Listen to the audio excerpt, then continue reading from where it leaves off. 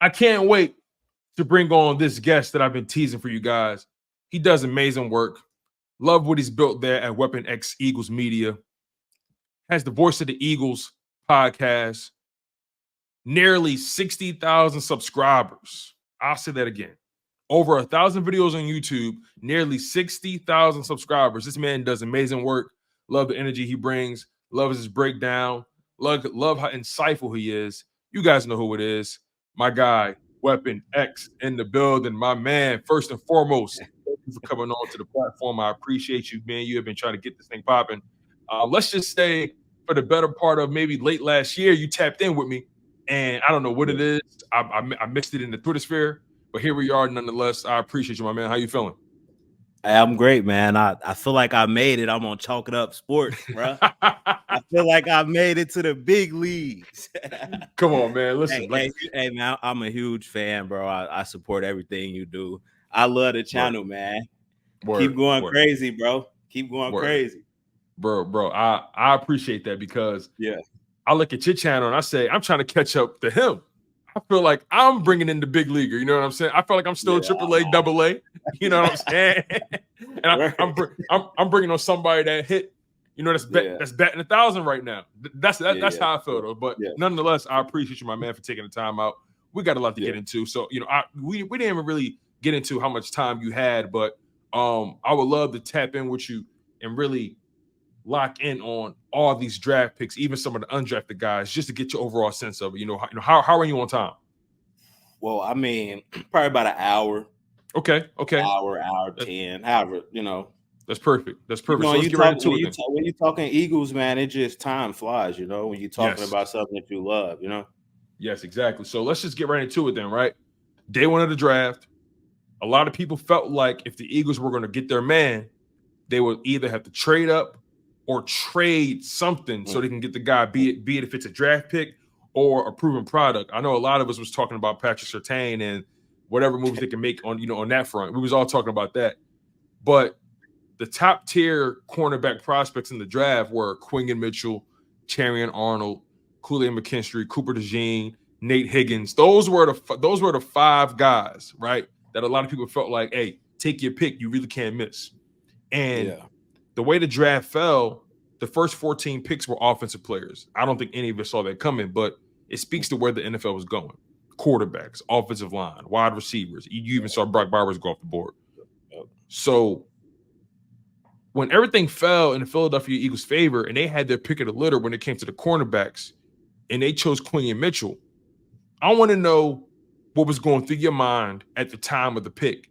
Because I know we all had our different opinions or our different philosophies and how they should approach the draft.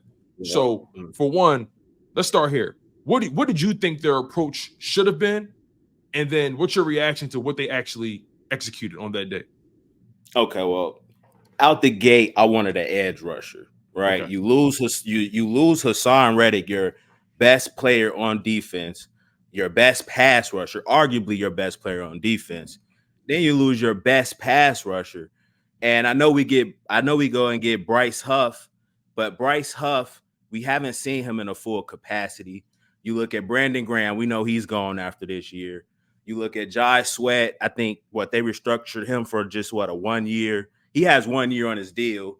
Then Nolan Smith, I love Nolan Smith. We all love Nolan Smith. He's unproven. He's a young guy. What does that leave us with? So I was under the clear assumption that the Philadelphia Eagles were going to get an edge rusher. When you look at the cornerbacks, when you get a Quinyon Mitchell at 22, I mean, you have to be happy about that. So it was at first I was kind of bummed out because I think about the Super Bowl we lost. No one got any pressure. No, I mean, I don't even think we sacked Patrick Mahomes. You look at down the stretch when we just imploded, we had everybody disappeared. The entire D line, they all disappeared. So, man, I really thought we was going to get one of those edge rushers. But you look at Quinyon Mitchell.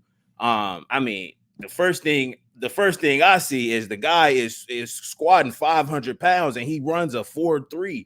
Okay, he checks that box. You need with these defensive backs, they all have to be uber athletic. They have to be freaks athletically.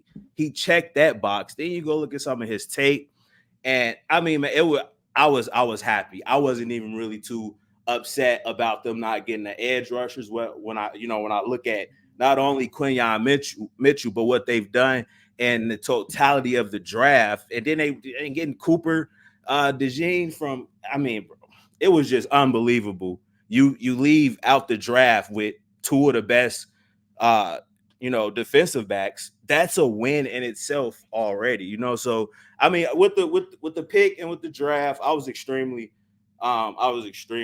excited about the whole entire draft. You look at Jalyx Hunt when they draft him. Fascinating prospect, right? Very fascinating. It threw me He off. was a Houston safety. Christian, that threw me off a little bit. Yeah, he was a safety. That's my thing. This dude went from a safety to an edge rusher. So Never seen it. That actually made me feel, I was at that point when they grabbed him, I was content. I was happy because I'm like, man, we need an edge rusher. I was just hell bent on getting some pass rushers. I think we still need some more, honestly. But I mean, overall, it was just cool. Jalyx, it was a lot of pushback with everybody, I would say the vast majority of the fan base was like, was this a reach or things like that. He's just a guy. He has the tools. It's just going to take time, right? But yeah, because he was great. He was so graded under the high. radar. That's the weird thing about him. He was graded high. Like he was graded high for a guy who went from DB to edge rusher. I'm looking at ESPN grades, NFL. I'm looking at all that kind of stuff. NFL draft buzz. I'm all over the place with it.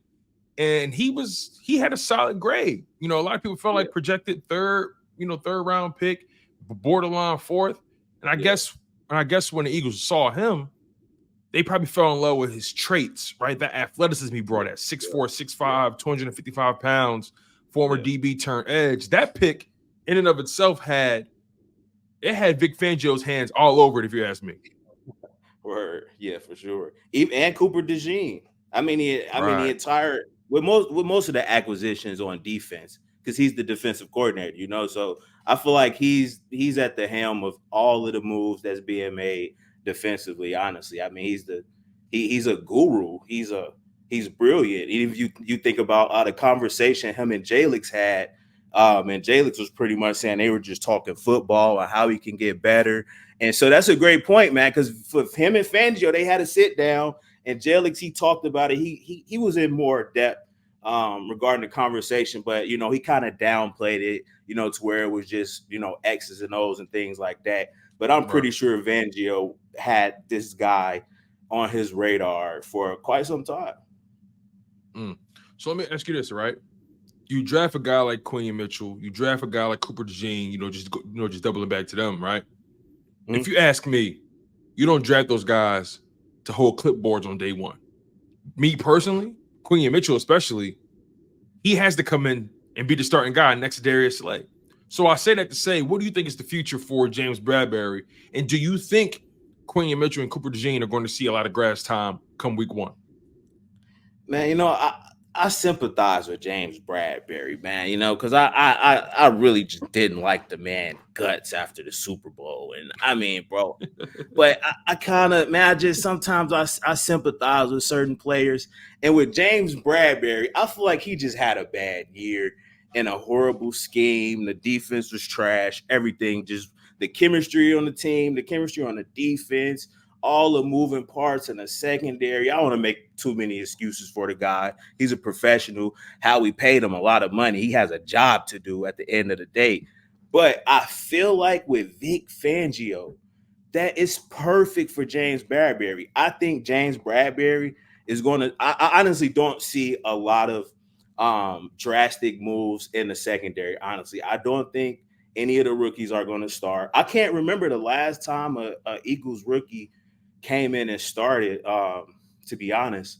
They like to sit a lot of their young guys, and I think that's cool as far as developing them. Now, if things start to break down during the season and injuries, Avonte Maddox, or God forbid, anything happens, we do have those guys to come in So I really feel like I don't think they start. I don't think they play. They probably get some special teams reps. I think the Philadelphia Eagles kind of ease these guys in, and James Bradbury is going to be eventually they're going to move on from him, and when they do, they have and Darius Slay, so they have pieces to.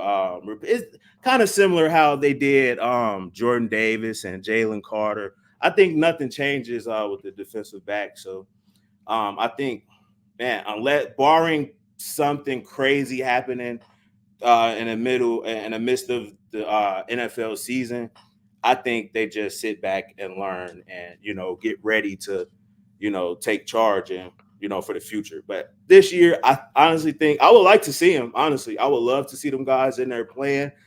But yeah, then you look at just the totality of our defensive backs. We got some guys in there, so man, I just love it because now it breeds for competition, and competition makes everybody better. So I think they sit, bro. I think they sit for a year. Yeah, I guess for me, I'm looking at it from the perspective of you drafted him where you drafted him. You went DB back to back in the draft. You know you got to get younger on defense. You know you had to get more athletic. You had to get more playmakers in there. Yeah. I just don't see a situation where at the very least, Quinyon Mitchell, right? Let's just keep it on him. I have a hard time seeing a situation where you draft a guy of that caliber, the de facto number one corner in the draft. You get him and you're sitting him on day one. I have a hard time believing it. I have an even a larger hard time being okay with it. You feel what I'm saying? It's just and then James Bradbury, they have an out, right? The post June 1st cut, they can't get out of that situation relatively unscathed. They can take on whatever money that comes with. They know they can handle it. And, with the A.J. Brown extension, and we're going to get into that at some point, it brought them a lot of breathing room. The Devontae Smith extension, it gave them some breathing room as far as the cap hit. I just have a hard time believing you draft a guy of that caliber with that kind of skill set, and you're not trying to get him on the grass day one. I think that's the only way to find out exactly what he is and prove that you made the right decision in drafting that player, especially when you had your pick of the litter when it came to the corners. I know I'm willing to bet Terrion Arnold, they're going to have him out there day one. I'm willing to bet they're going to have Nate Higgins out there day one in Baltimore. So, but again, like we have to see. I'm just looking at it from the perspective of they've broken their trends time and time again this offseason, and it started with the Saquon Barkley signing, and now you went corner back to back in the draft. It all remains to be seen, of course. I do appreciate your perspective, but I just think that's a great point. That's a great point with the trends that's changing. So who knows? Especially if James Bradbury isn't here to start the season. Oh yeah, he's definitely definitely a starter. It all depends on that. That's a good point. It all depends on what they do with Bradbury. If Bradbury is here come training camp or whatever it may be, I think that's where things get a little tricky. But even if he starts the first couple games and plays extremely well, so it remains to be seen. Yeah. It's all hearsay. But I like the situation they're in with Quinyon Mitchell, Cooper Dejean, Jalyx Hunt. I think he's the project out of the entire draft class. He's the one that may have one of the highest ceilings. But again, the Philadelphia Eagles taking a lot of risk in that third round, like they've done in the past few years. They rolled the dice on Dejean Taylor. They're still rolling the dice on Nakobe Dean. So that third round continues to be that spot where they take a chance or a flyer on somebody who they deem to have high upside.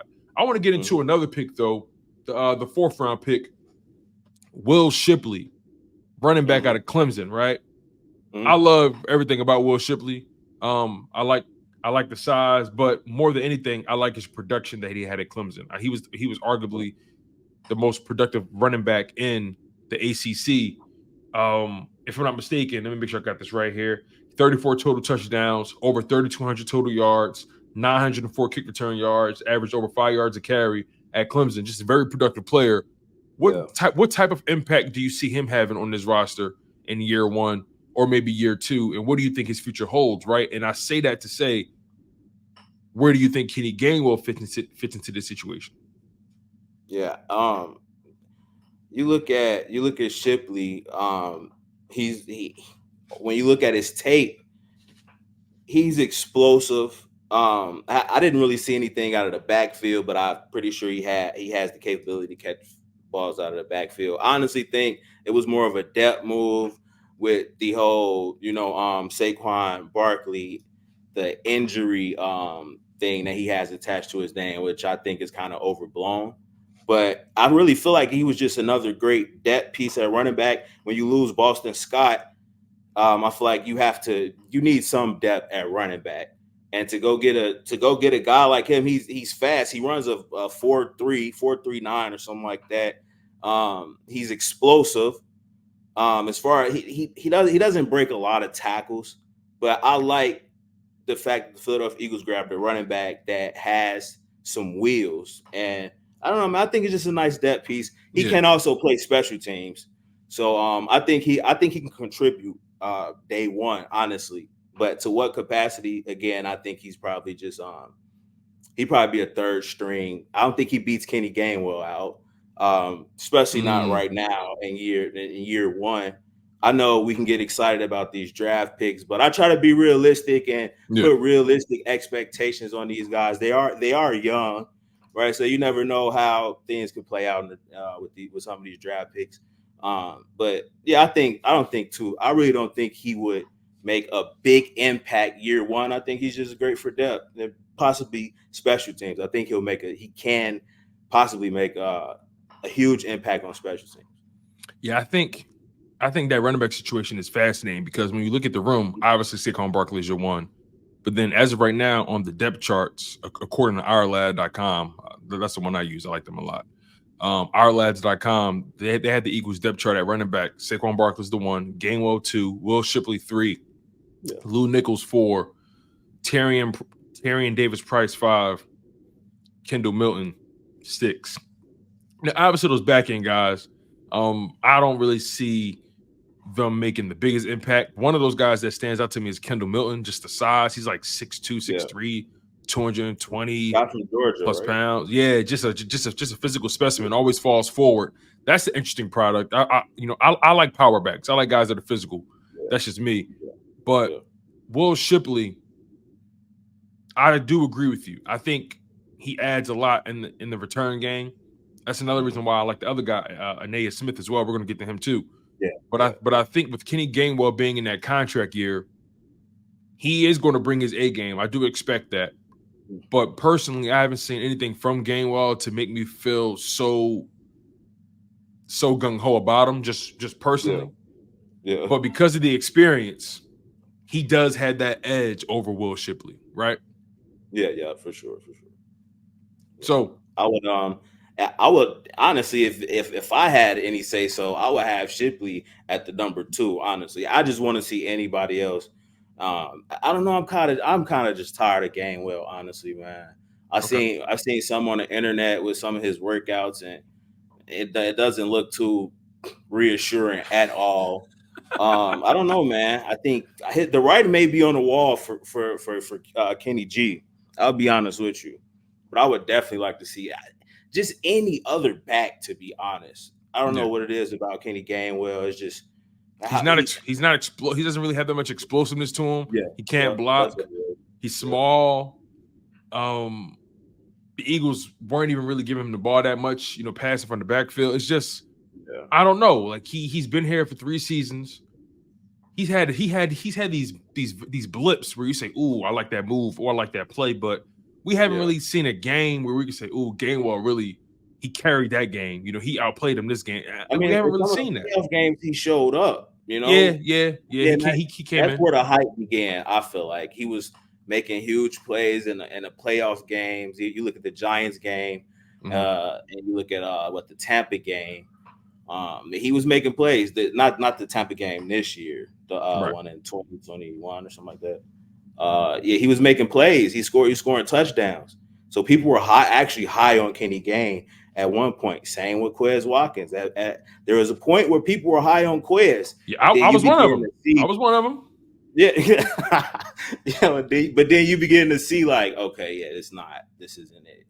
So I feel like that's his trajectory, like a Quez Watkins kind of thing, and it's unfortunate because I really like Kenneth Gainwell. I believed in him. Yes, I think it's time. I think the writing's on the wall for him, and I would love to see Will Shipley get some of those carries, please, because he's explosive. He's explosive. Facts. I'm going to transition to Ainias Smith, Texas A&M wide receiver, returner. It's funny. I like to call Ainias Smith Mr. All-Purpose, Mr. Do-It-All, hustle man, hustle brother. You know what I'm saying? Listen, you need air conditioners. He got them in the trunk. You need Jordans. He got those in the trunk. You need Timbs. What else you need? You need trash bags. Whatever you need, he got it. He did everything in that Texas A&M offense and special teams. 50 total games played with 34 starts, over 2,400 receiving yards, averaged 13 yards a reception, 19 receiving touchdowns, 405 rushing yards, 4 rushing TDs, 836 punt return yards, and 2 TDs throughout his time at Texas A&M. I like this kid. 5'9", a little on the smaller side. He's definitely more so your prototypical slot guy just from his build. Could he compete for wide receiver 3 spot? We'll see. You don't really know. He's very raw, but he's fearless out there. He's elusive. He's a guy that once he gets the ball in his hands, he's exciting. What was your thoughts about the Ainias Smith pick? Were you excited about that? Was it somebody else you was looking at? How do you feel about him in general? I mean, bro, you pretty much summed it all up. I mean, I look at him as he kind of reminds me of a Greg Ward, just as far as like his build. And I feel like he has the build of a Greg Ward, but I feel like he can be Deebo Samuel-esque. Now, there's no other Deebo Samuel. As much as I don't like the 49ers, I mean, just as far as his ability to play running back and receiver, he was slated as running back / receiver. He has the most all-purpose yards in SEC history, if I'm not mistaken. Yeah, he like you said, he's 5'9", but dude, he's getting yards after the catch with contact. And I mean, he's catching some of these balls. A lot of his work is in the middle of the field.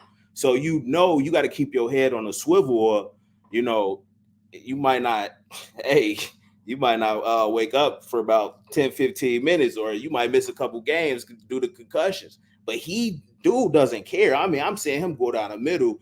He's like extending his body, one-handed catches. So I mean, he has heart, like you said. I mean, he's physical for his size. I would definitely like to see him get some reps. Wide receiver 3. It's a possibility. I feel like it's crowded. It's crowded though. Wide open. It's crowded though, right? But it's wide open, but it's crowded. Wide open. It's wide open. Anybody can go get it. That's why it's so crowded, because it's an open competition, right? So I mean, I definitely can see him taking control of that. And who else? We have who is the Devontae Adams for that? Or is he outside? Devontae Parker. You got Devontae Parker. You got Paris Campbell. You got Ainias Smith. You got Johnny Wilson. You got the kid Joseph Nagata, Austin Watkins Jr., Shaquan Davis, Jacob Harris, Talik Keaton, Britton Covey. You got a lot of after AJ Brown and Devontae Smith. Some of those it's guys wide are open. Receivers, some of those guys are outside, but you got Paris Campbell, who I feel like he's going to potentially try to get that position in a slot. Right. But I definitely think he can. He can possibly see some production and get some reps. When you just the names that you list off, when you look at that number 3 position, it's definitely wide open. I feel like definitely wide open. Yeah, I'm looking at the depth chart now. They got AJ Brown they got AJ Brown and Devontae Smith obviously as your starting wide receivers on the boundary. Then they got Devontae Parker behind Devontae Smith. Yeah. They got Johnny Wilson behind AJ Brown. They got Ainias Smith behind Paris Campbell in the slot. So as of right now, they got Paris Campbell slated as your starting slot. Then Ainias Smith is your second string slot. Then Britton Covey is your third string slot. I'm really curious to see Ainias Smith stake his claim on the roster, because I believe each rookie has a different target or a different size target that they're hitting. And what I mean by that is there are some rookies where their path to the roster is much more narrow than someone else's. And when I look at Ainias Smith, his path to the 53-man roster, his path is wider than a guy's like Johnny Wilson, because Ainias Smith, he brings you so many factors in his game. The punt return, the special teams ability. You can use him in the run game on jet sweeps.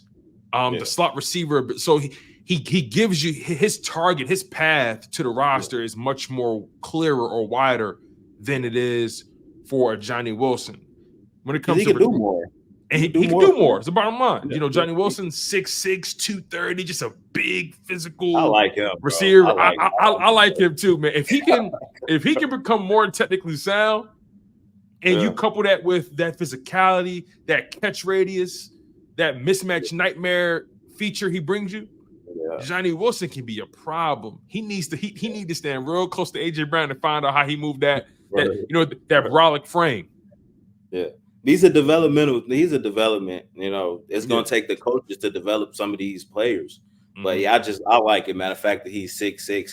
Always like taller receivers. I don't understand why they don't pan out. Maybe because like their hips and footwork and things like that. But man, it'll if you can find one, it'll be a mismatch. It'll be just too like a Plaxico Burress type of a guy. I think a lot of those guys, they're so they're tall guys, they're big guys.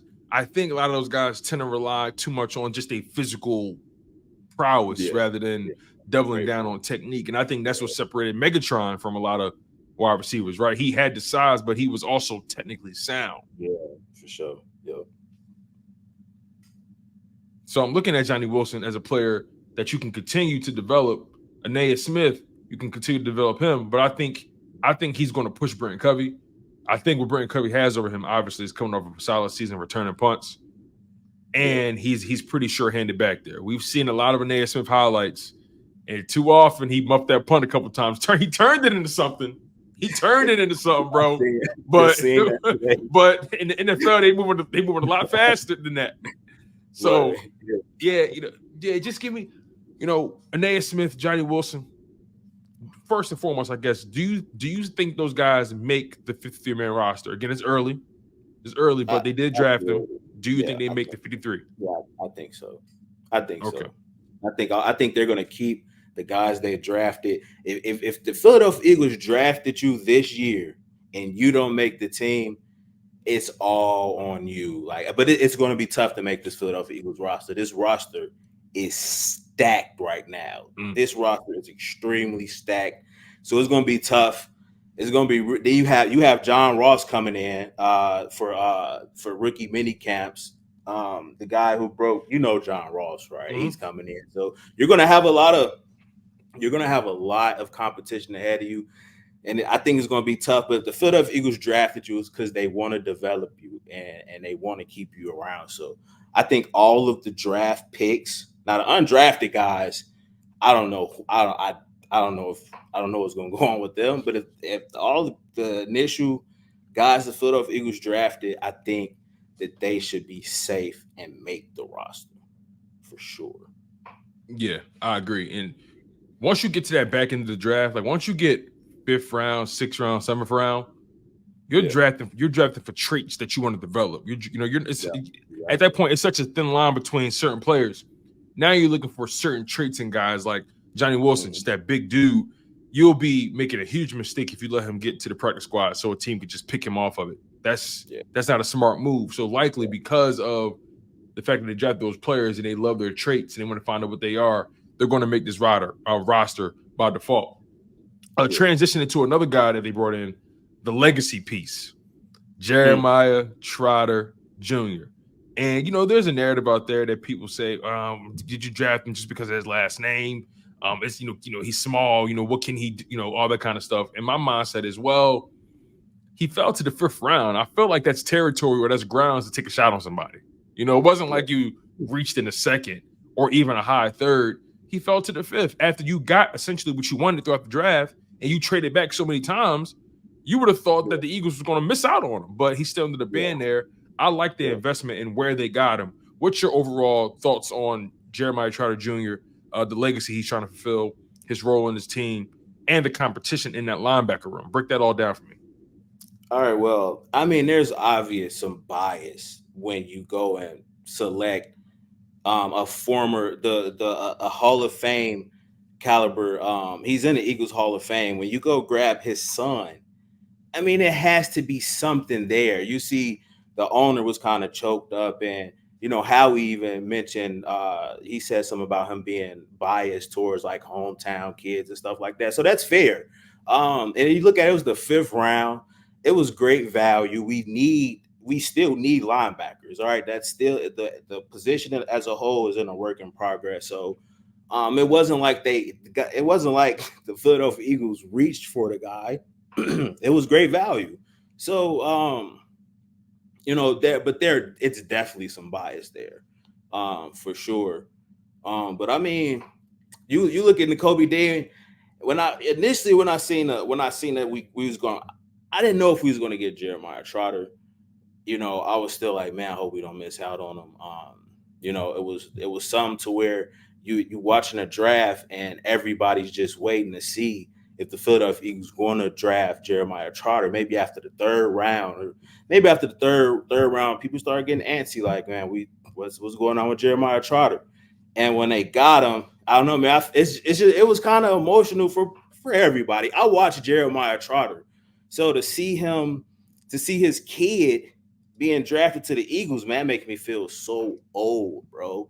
But it was extremely emotional, and the kid. Okay, you look at his tape, right? He went to high school in Philly, St. Joseph's Prep, if I'm not mistaken. Yeah. And he was a dog everywhere he went. He produced. Okay, he's sideline to sideline kind of a guy. You look at his his training when he was at the what is it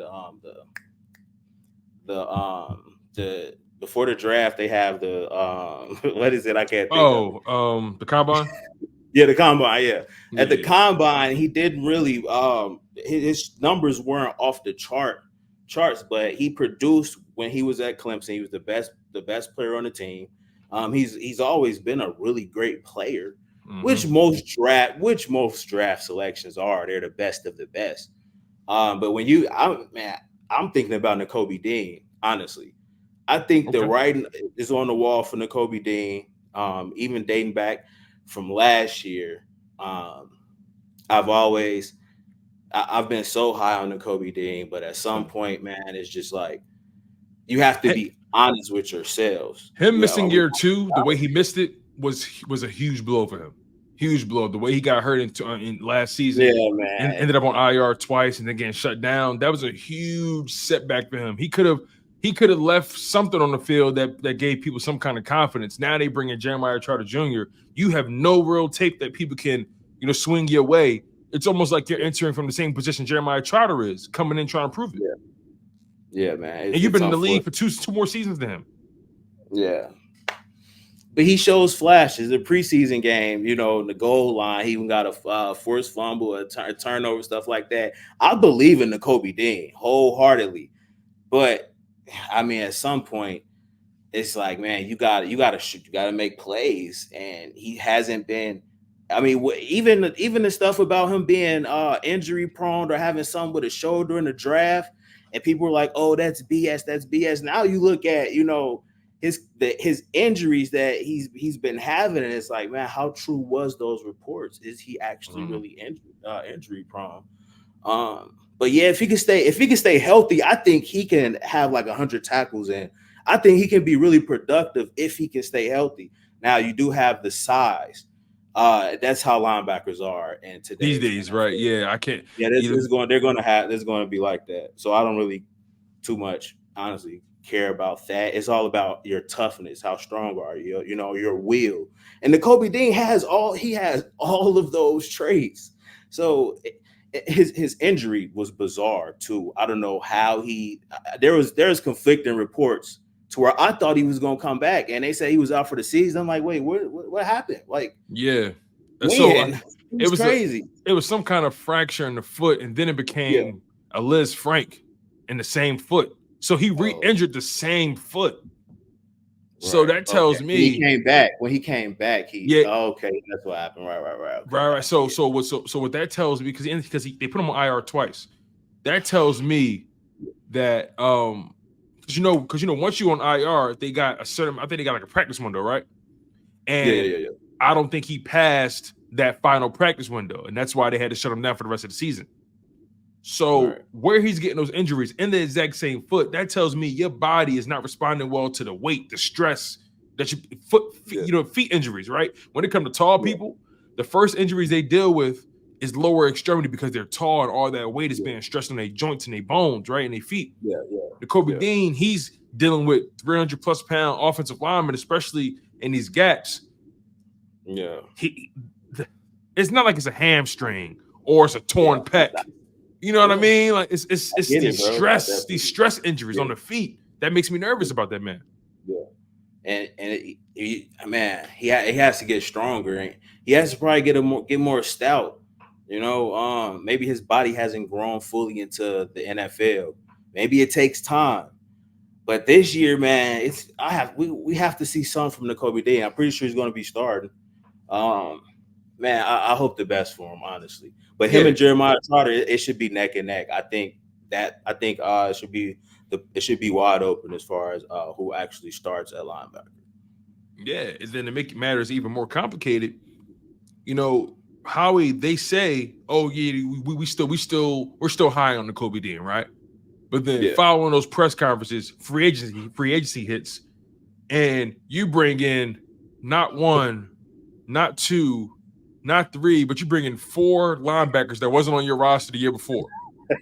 You started with Julian Okora, the Lions linebacker. That was the first guy they brought in. And then you bring in Zack Baun.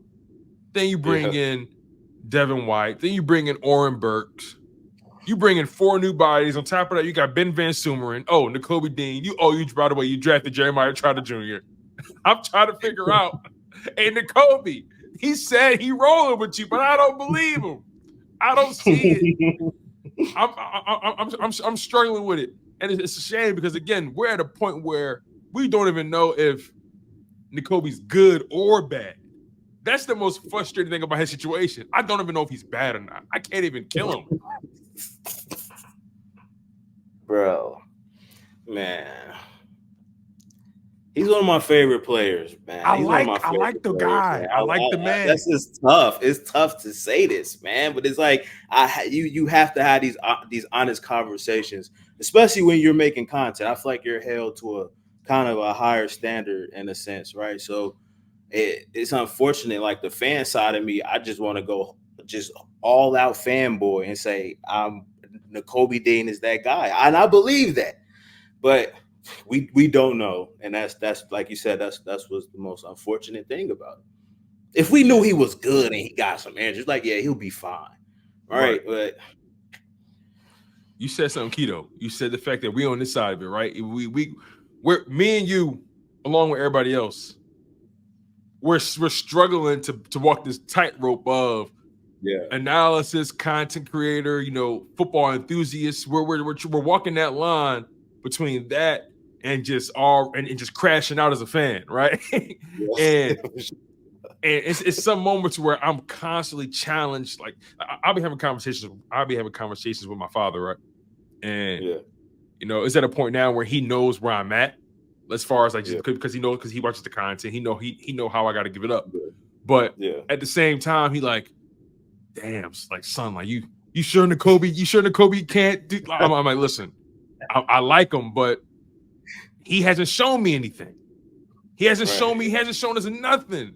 And I don't want to turn this into a Nakobe Dean, bashing session.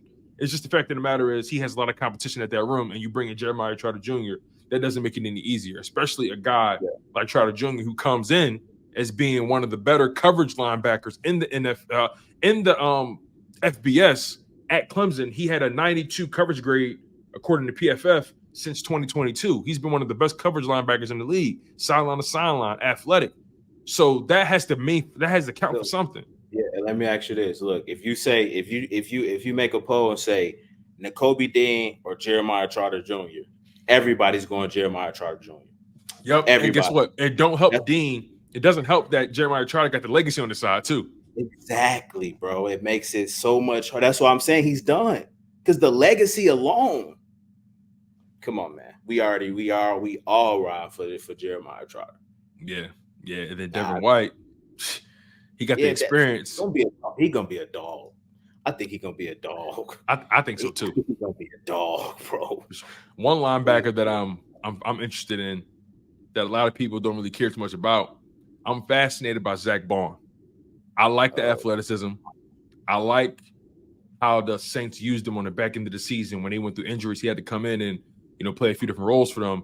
He's like that athletic linebacker that isn't the biggest dude, but you could send him to rush the passer. He could drop back in coverage. He can get interceptions, get sacks, whatever it is. So TFLs, he's a unique player. And I'm curious to see how they use him overall, especially in this new Vic Fangio situation. A lot of people say, "What is he's a middle linebacker, right?" So it's interesting, right? According to the depth chart, because they base these depth charts either off of a 4-3 or a 3-4. Now, obviously, in this new NFL, teams are hardly in base formation these days. They're spending most of the time in the nickel. Yeah. So you're going to see probably 2 linebackers on the field at a time, and then the rest is going to be your DBs and your pass rushers and all that kind of stuff. So, as of right now, they got Zack Baun listed as an inside linebacker, but again, they used him in that off-ball role a lot in New Orleans. Yeah. And again, I think the current depth chart that we're seeing here is like perspective, of course, but right now at those inside linebacker spots, because again, it's based off of a 3-4. They got Nakobe Dean and Devin White as those starting inside linebackers, and then Jeremiah Trotter Jr. and Oren Burks are backing them up, and so on and so forth. But it's going to be a hell of a competition. I just don't see where he fits in the defense, honestly, because again, you say you're only going to have 2 linebackers in the nickel. So now, can he rush the passer? If he can rush the passer, then now he may. That's my thing. I don't know if he can rush the passer or not, right? And that remains to be seen. But if he can rush the passer, that makes him more versatile, and I think he would be able to, somehow be able to fight for some snaps. Yeah, and I think the difference that we're going to see between these linebackers in terms of how Fangio is going to be evaluating them, I think he's going to make his decision more so on the fact that, okay, yeah, all y'all got speed, all of you guys are athletic. If I send you guys to the passer, all you guys are going to be able to get home because of that sheer speed and the athleticism. But who can I trust in coverage? I think that's going to be the tipping point above all else. That's another thing. Can he cover? Because they're all athletic. Devin White, Baun, Trotter Jr., Dean. They all have very interesting athletic traits. So I don't think that's going to be the difference that's made between those guys. I think it's going to come down to who do I trust more in coverage. Yeah, you're right, 100%. That's exactly what it's going to come down to. Yep. So let me ask you about these offensive linemen that they brought in. You bring in Trevor Keegan, national champion at Michigan, at the guard spot, and then you also bring in Dylan McMahon out of NC State at the interior spot as well. They're so unique, especially Dylan McMahon. But let's just stay on Trevor Keegan first. Okay. The definition of a blue collar dude. He just to add some context, redshirted in 2019 and only played 5 games in 2020 as a backup. Then became the full-time starting left guard, playing in 44 games, starting in 37 games at Michigan. Yeah. 0 sacks allowed. 0 sacks allowed in 2023. Only 3 sacks allowed in his entire college career. Yeah. On 982 pass block snaps per PFF. And was only penalized 6 times in over 2,200 recorded snaps. Yeah. The dude is disciplined. The dude is polished. The dude is a interior demon, super aggressive. I want to get your thoughts on Trevor Keegan and where you think he fits in on this roster. Just to add more context, you got Matt Hennessy competing for right guard. You got Tyler Steen competing for right guard. You still got the kid Brett Toth. I think we know what he is, but Steen and Matt Hennessy, those are the guys I think Trevor Keegan is going to be directly competing with for that right guard spot. What's your thoughts on him, his upside, where you see him on his roster? Well, I mean, I like Keegan. I like his character, some of his characteristics. I like the fact that he lost, I think his second year in college, he lost maybe 30 or 40 pounds. And to change your body composition as a elite athlete, it changes everything about you. But for him to actually go through that transformation, to even stay at Michigan, where he was contemplating leaving, he stayed at Michigan, not even knowing if he was going to start. You can go to the transfer portal. He didn't. He stayed. I mean, these are direct implications on your future, because if you make the wrong choice, you may not even get a chance in Michigan. So you may not even get a shot in the NFL. Very good point. So this dude doubled down on his work ethic, dropped 30 pounds. Like, dog, what? And again, he's been practicing at center, right guard, left guard. So I think he would, even if something happens, I mean, you look at the depth at our center position. Cam Jurgens at center, I'm still not sure. I haven't seen it. I have to see him a whole year, under center to have some faith or some type of prior knowledge to where I can kind of go to bat for the kid. But as of right now, I think Keegan, he could possibly we could possibly see him at center. Because we rotate all of our guards, and these guys have to be versatile. Then you have I think Tyler Steen is kind of, I would like to see Tyler Steen at right guard, honestly. We got Cam Jurgens at center, but with Keegan, man, I like his character. I like his character. He's blue collar. He works hard. Man, he doubled down on his work ethic, and he won he's a champion. First and foremost, he's a champion. Man, yeah, he's polished. He's decorated. Man, that was a steal. Like, no, for real. I mean, guards, they don't get drafted high anywhere. Guards never get drafted that high.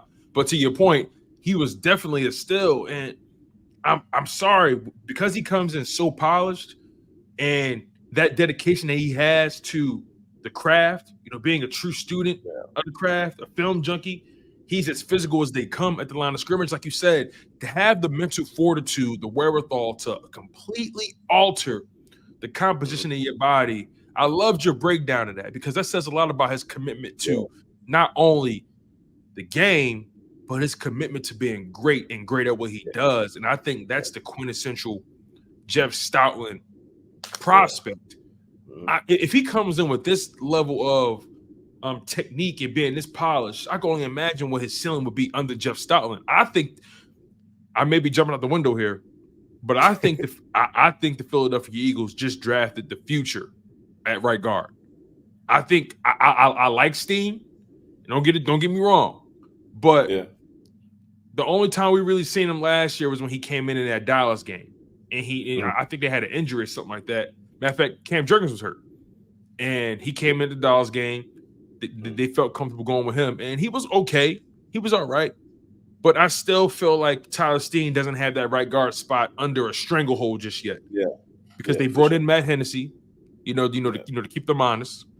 Then you draft Trevor Keegan, and you draft Dylan McMahon as well. A guy in Dylan McMahon he's an interesting prospect too. Played in 49 games with 44 starts at NC State. Throughout those 44 starts, he's been at either left guard, center, at right, and right guard. Typically, you got guys that can either swing between two of the three, but he can swing comfortably between all three interior positions. Yeah. Very unique. Yeah. That's another prospect who's the quintessential player for Jeff Stoutland University. So another guy that brings in discipline. Only 2 sacks allowed over his past 2 seasons at NC State. So these guys are true students, true technicians, athletes as well. Trevor Keegan and Dylan McMahon, they bring so much quickness and athleticism and footwork to the position. It's going to be crazy to see how that competition rolls. I think the Eagles see Dylan McMahon probably as maybe that backup center behind Jurgens, because I do agree with you. We have to see what Jurgens eventually turns into. I trust the talent base because he was good at right guard, but the health, That's my concern with Cam Jurgens. It's not really the talent, the health. You only gave us 11 games last year at right guard. I mean, he is undersized. And you're undersized. The closer you get to that interior, the more nasty it gets. And you playing center. So I know center is more natural to Cam rather than right guard. So I'm curious to see what their plans are with that. But they have a good problem on their hands. Trevor Keegan, Dylan McMahon. You bring in Mekhi Becton. Let's talk about that, right? What's your thoughts on Mekhi Becton being added to this offensive line group? Knowing being a former first-round pick, he's in Jeff Stoutland U now. How do you see that going? Overkill. They got Jeff Stoutland so many pieces. The Philadelphia Eagles is about to run this ball, and they about to, bro. This should be a very physical team. Yes. It's like anytime, whenever you bring any type of offensive lineman in here, you know he's going right to Jeff Stoutland. So if they have any type of upside ability, you got former first round, man. It's just I'm extremely confident in Jeff Stoutland. You know, so and these guys have some really good traits about him, and I like it, man. He's a former first round pick. You know, 6'7". You giving Jeff Stoutland a former first round pick? Come on, man. You know Jeff Stoutland. Go get me him. Because he got talent. Man. He got talent. It's just the injuries. And the injuries led to him being inconsistent because he hasn't been able to string together consistent games. But from a pure talent perspective, you put him in that rotational swing tackle role. Less you take the mileage off his body. You put him with a legit offensive line coach and Jeff Stoutland. Yep. Listen, I think they're going to have certain packages for him in the run game. There's a lot of goal line stuff, man. Like with Jeff Stoutland, man, you could do so much with all of the pieces that you went and got him on the O line, and you didn't have to even use any high equity in the draft to do so. And it's man, I cannot wait to see. But I think they're going to have certain packages for a lot of these, for some of these linemen, especially with what's his name again? Mekhi Becton. Yeah. I can't. I'm terrible with names, bro. No. Listen, you good though, because here's the thing. They've crossed their T's and dotted their I's when it comes to this draft. I think this draft class, just isn't the way the entire draft board fell. In my humble opinion, I feel that this was the most masterful performance we've seen from Howie Roseman in terms of navigating the draft board. Not once in this draft did I feel like he reached for a player. If we had to really nitpick any move he made, I think it would be the Jalyx Hunt, drafting. That's about it. Because of the school, we have no idea where that school is or who he like. That came out of nowhere completely. But listen to this: the Philadelphia Eagles are. This is where cockiness is something to behold, right? The Philadelphia Eagles are so confident in their farm system when it comes to the trenches. They're so confident in their training regimen, so confident in Jeff Stoutland U and just their overall approach to developing offensive linemen. They didn't draft their first one until the 5th round. Want to make sure I got the 5th round. It was so many linemen, tackles. It was so many coming off the board in those 3rd and 4th rounds, and they just kept trading back. And they arguably got maybe one of the best guards. Say it again. I think 8 went in the first round or something like that. 8 offensive linemen. That's a good question. I could tell you right now. And in the first round, when it comes to offensive linemen, so let me just look at tackles, right? Because tackles always go higher than everybody else. So in the first round, you had 1, 2, 3, 4, 5, 6, 7 tackles go in the first round. You had 7 offensive linemen go in the first round. Make that 8 offensive linemen if you include Troy Faltonu, who's a guard. Yeah. Make that 9 if you include Graham Barton, the center. They got the Duke center. So 9 offensive linemen got picked in the first round. 9. Wow.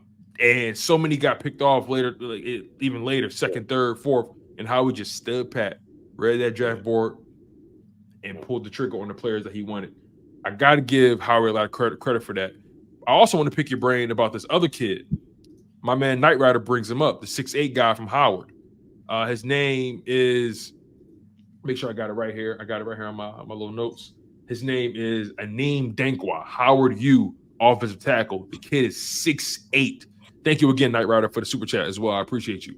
But 6'8", 360 pounds. He's in that Jordan Mailata physical range, right? He's a project, obviously. Howard University, he's somebody you got to work on. He needs to work on the lateral quickness.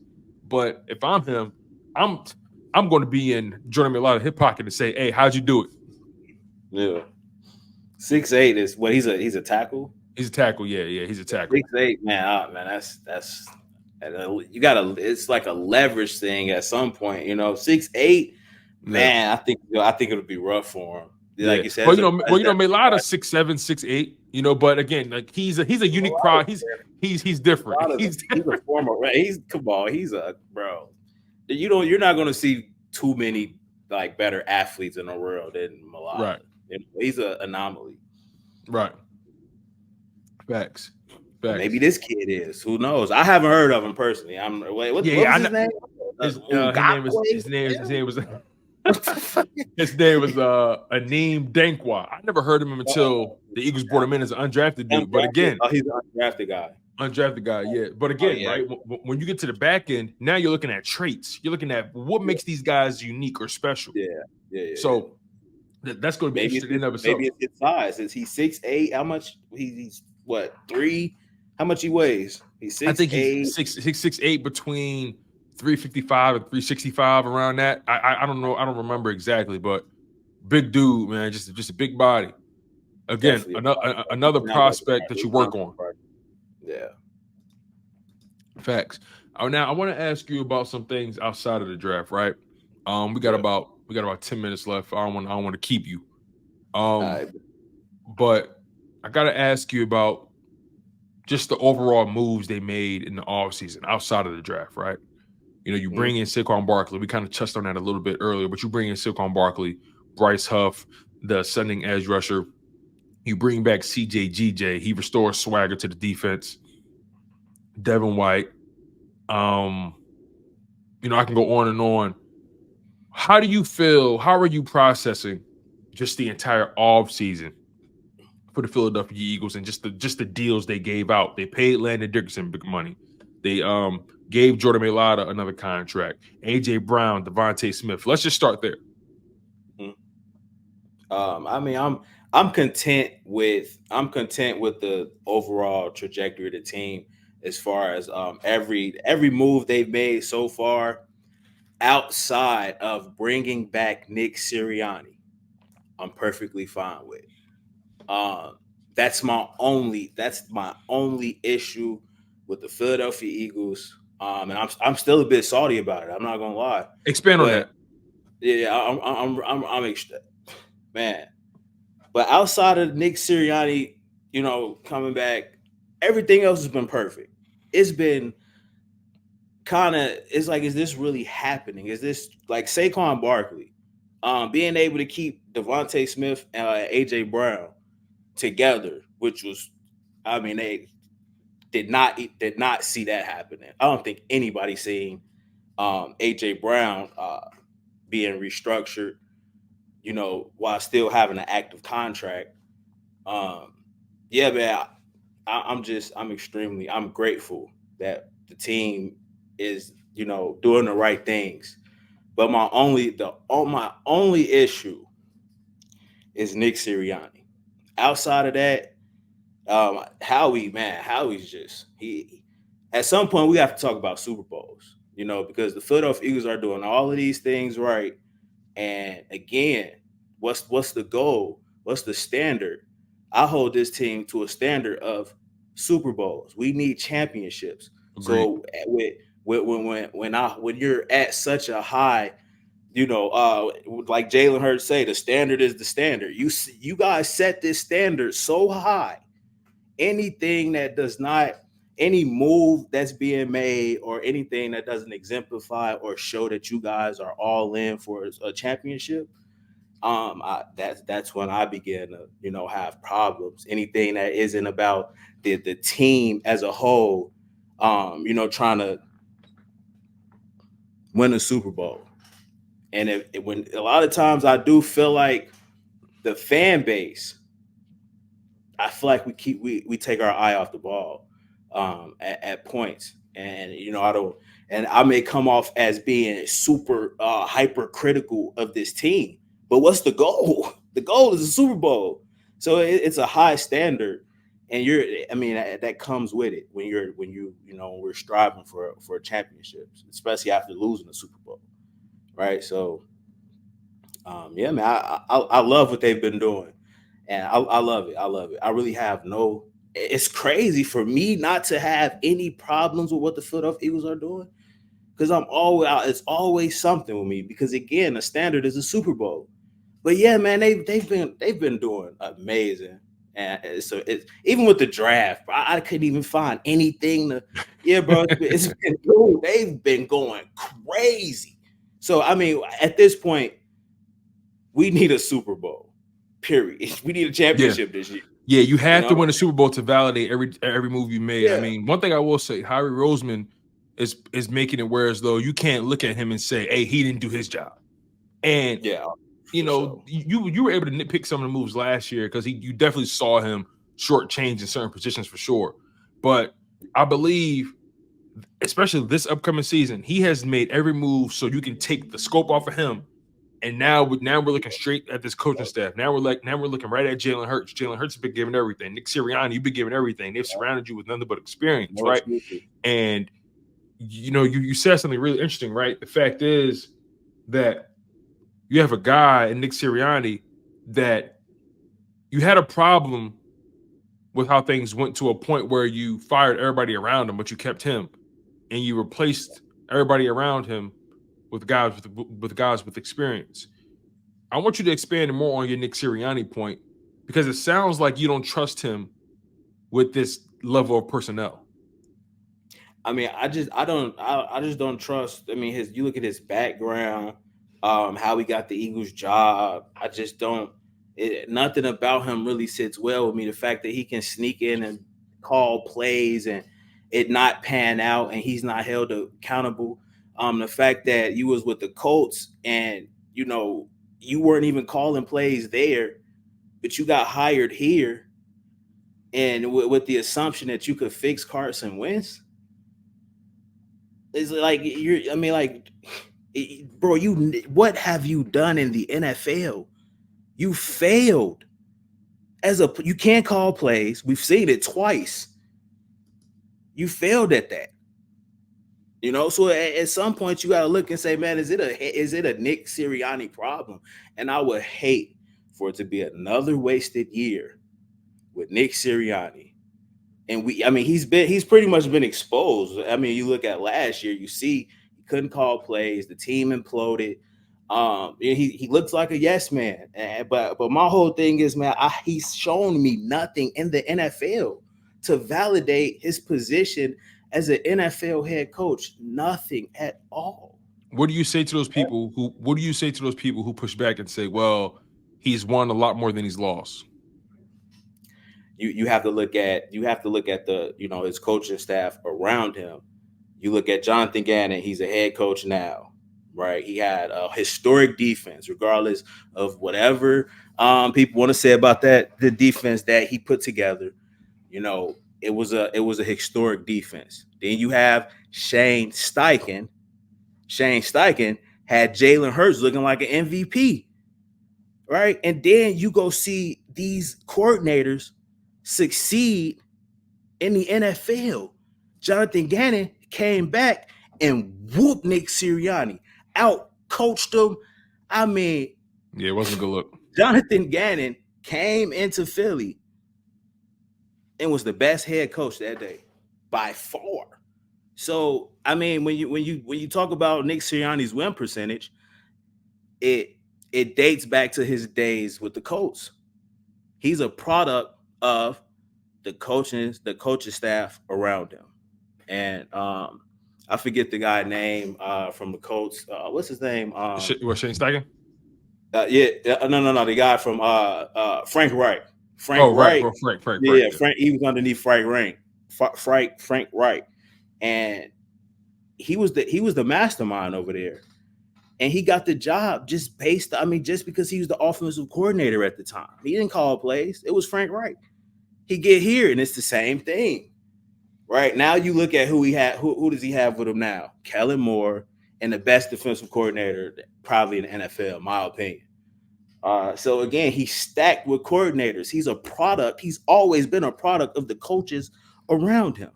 Unfortunately, he was exposed, right? So if you're going to keep a Nick Sirianni, he has to have, the coordinators around him. But as a head coach, I don't believe in Nick Sirianni. Well, to your point, I think he can come back and bite us in the butt, man. I think he can come back and he scares me. He scares me. No, he definitely makes me nervous a little bit. But to your point though, as far as him being a product of the people around him, the Philadelphia Eagles making the moves they made on the coaching staff told you what they thought of him. He felt like he needed more people around him to elevate him. It's put him in a position where as though now we don't know what to blame him for. Now we don't know. Now, how are you evaluating Nick Sirianni now? Is it strictly a win-loss equation? Is it strictly that? Or are you grading him based on the success and the continuity of the offense? We know he's not a defensive guy, so we're looking at Vic Fangio for that. They've taken so much off of his plate. They made it kind of hard to really look at him and say, okay, where does he fit into the what amount of criticism can you put at his doorstep? That what makes it more frustrating for me. They make it seem like he's useless. Why are you around then? That's a question. If we got it's confusing because you got the NFLPA, those when the players vote anonymously about their teams, the flights and the food and coaches, and you see the Philadelphia Eagles getting A grade for coaching and all that kind of stuff. With Nick Sirianni, the players like Nick Sirianni, so I'm trying to figure out, okay, which is it, man? Because like, do they like this dude but they don't respect him, or is it one of those situations where they like him because they felt like he. Well, what's the temperature of Nick Sirianni in that building amongst the leadership? You know what I'm saying? Yeah. It's confusing. I don't trust him. I don't trust him, bro, at all. I don't trust him. I really don't. I don't trust him. That's the only thing. I don't trust him, bro. I'm sorry. I just don't. I ain't even mad at you. Final question, man, before I get you out of here. I really appreciate you for taking the time out the way you had, my man. Means a lot to me. Final question. Jalen Hurts. Again, he's been given everything. He has the offensive line. He has the weapons. A.J. Brown, Devontae Smith, Dallas Goedert. I can go on. Saquon Barkley. What's your evaluation on him right now? How did you process the down year in 2023, and what's your expectations going into this upcoming season? Well, with Jalen Hurts, I feel like with Jalen Hurts and the coordinators, I feel like you have to get him his guy. When you have a revolving door of offensive coordinators, it makes it difficult for a young quarterback to properly develop because he's too busy learning instead of just reacting and using his natural instincts and abilities. So a lot of that I would have to again when you're winning, the quarterback gets a lot of the credit, and when you're losing, you have to place blame on him as well. I think he did some things that he shouldn't have done in during the season, forcing the ball and trying to force feed A.J. Brown and stuff like that, not going through his progressions. But again, I think that was a product of Nick Sirianni and whatever they had going on with Brian Johnson with the play calling. So I kind of can't really knock Jalen Hurts as much as certain people would like me to, or I'm gonna give him a fair shake because it's too many different coordinators. And Brian Johnson was his guy, so there should have been some familiarity with those two guys. So, man, it's tough to really evaluate Jalen Hurts right now. to be honest with you. But so far, I like his trajectory. I think he deserves his contract. I think he earned it. I think he's top 10 quarterback. He's a top 10 quarterback in the NFL. I would rank him probably like around between 5 and 7 or somewhere like that. So the guy's a dog. Don't get me wrong. But last year, I really think it was just a product of just the offensive coordinator and all of the drama. I think he could have handled certain situations better. As far as just being a leader, I'm not saying he has a leadership issue or his stoic approach is something that's a negative or whatever. I think he's an amazing leader, but I would have liked to see Jalen Hurts maybe kind of be more assertive. There was a point where he came out in the media and he kind of said something, and he kind of left it at that. He threw his shot out. He sent some shots, and I respect that. So I mean, but you can't. Jalen Hurts, you don't want to change who he is, his personality or things like that. I think he's a phenomenal leader. I think he's an amazing quarterback. But at times, I think Jalen Hurts has to, be more assertive and show some assertiveness. And that's gonna give everybody so much energy. Because when you see the quietest person just coming out of their shell, it's like, whoa, and it kind of, you can feed off of that energy. So I would have loved to have seen him do that down the stretch, maybe in a playoff game or some of these critical games down the season. But his play, I feel like he's phenomenal. I would like to see him stay a bit more healthier. But again, it's the NFL. That type of stuff is going to happen. So I can't knock him for that. But yeah, I think he's phenomenal. Quarterbacks usually have like years where they have like a crazy amount of interceptions. Jalen Hurts has had fumble problems, but as far as turnovers, I don't think his turnovers have been throughout his career have been that detrimental. We do have the fumble in the Super Bowl, but I don't even think that was that big of a deal because I mean we scored and we were up at half after that that turnover. But nonetheless, I think we have our guy to win a couple of Super Bowls. Okay, but again, some of his injuries, they scare me. You'll never know when he's going to be injured. It's going to be hard to get that information out. He had something going on with his ankle in Alabama, and Nick Saban didn't know. The team didn't know. But he's going to fight through it. So I love that about him. But I worry, just as far as some of the injuries or whatever. But overall, man, he's our guy to go get us a couple. I can see him winning 2 Super Bowls. Yeah. So we need to get it done. But overall, I think he's a great quarterback. Yeah. Man, you are in line with that. The last part of that. The last part of that question. Oh yeah, basically just I guess I guess basically the expectation. And what do you think Kellen Moore is going to? What do you think Kellen Moore is going to add to that? To add to what he already does. Expectations, Super Bowl, definitely a Super Bowl is my expectations. Kellen Moore, man, the Cowboys fans, they talk a lot of trash, right? But sometimes they get in my head. They kind of scare me when they be telling me about Kellen Moore. But overall, he has all the pieces to succeed. Yeah. You can't be bad with all of these pieces on offense. And if you're bad, they make it easier for you. They make it easier for you. Yeah,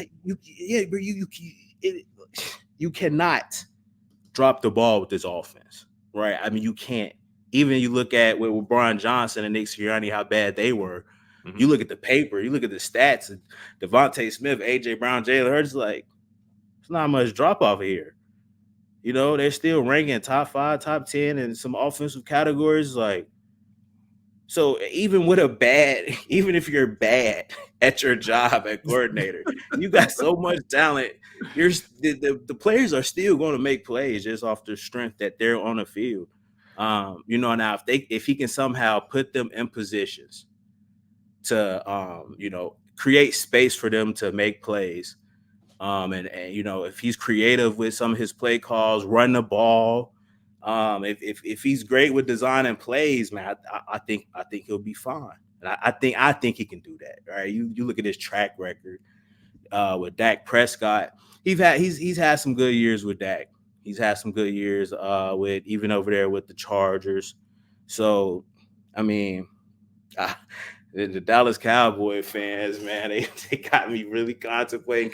I'll have to see it, honestly, man. I'll have to see it. But I think he'll be fine. I think we should be fine with Kellen. He's definitely an upgrade from Brian Johnson. But you got to keep Nick Sirianni. Here's my thing. Nick Sirianni has already came out and talked about them meshing their two schemes together. Why would they? Why? I have no idea. I don't want to see Nick Sirianni. That's why I wanted him fired, bro. I don't want him. I don't want his hands in none of the play calling design. I don't want anything. If you're going to be the head coach, just go sit in the corner, bro. Be the hype man. I don't want you putting your little dirty little fingers. I think he peacocking, bro. And messing with the offense stuff. I don't want to see it again. But they're already doing it. They're already doing it. I don't even buy it because in terms of them meshing our schemes, I ain't buying it. I think he just peacocking so people can assume that he is doing something. He has a role. But we heard what Jalen Hurts said, right? Jalen Hurts said, yeah, they're bringing a lot in. All I want to do is just sit back, let them install what they want us to do, and then from that point, we'll add tweaks in based off of what I like, what I don't like.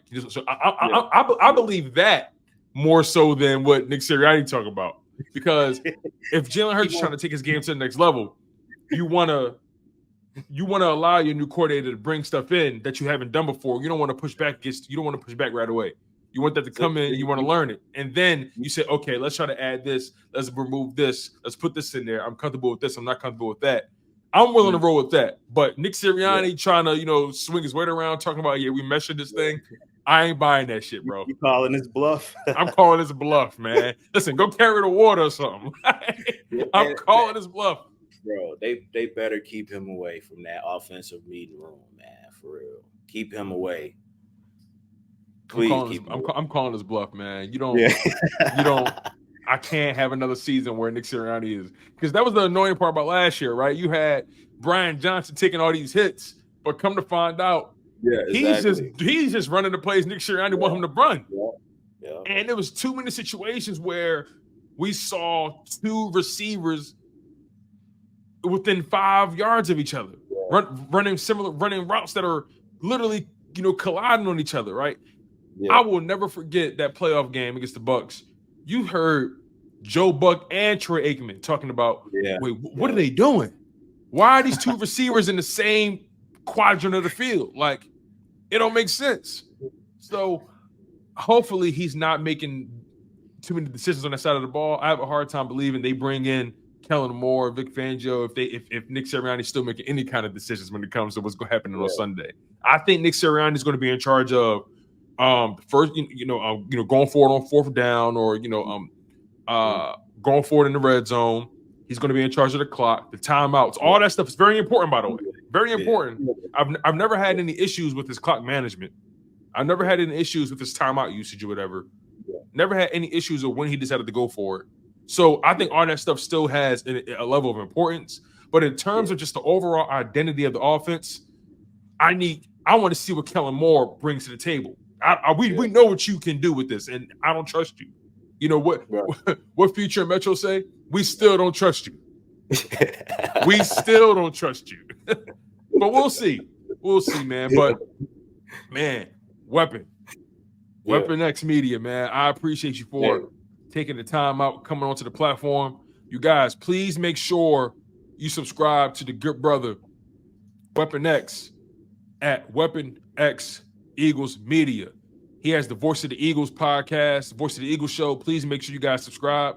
I definitely put the link in the live stream, in the live chat for you guys. I'll drop it in there one more time. Please make sure you guys subscribe to the good brother. He's doing amazing work. As you guys can see, nearly 60,000 subs. I'm trying to you know, bro. I'm looking forward to going on his platform so I can pull from his people. You know what I'm saying? So that's the next move, right?